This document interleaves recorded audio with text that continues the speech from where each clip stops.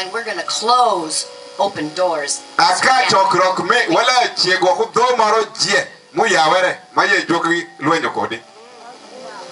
So a door is like when you can have an open door inside of you, and the devil sees it.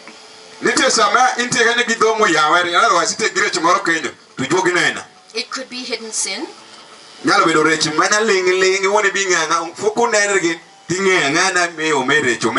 But it could be even things such as your ancestors dedicating you to Satan, and you don't even know it.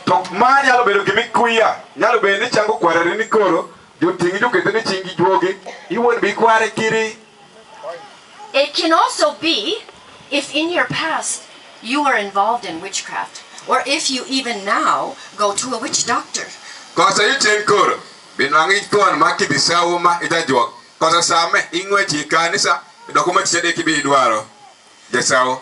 Yes, God, for Jesus, because of Jesus, we're covered and we're saved. But to walk in greater miracles than Jesus did, salvation isn't going to get you there.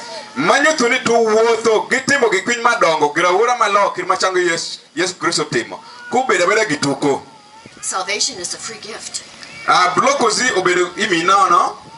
But there is a cost to walking in abundant life.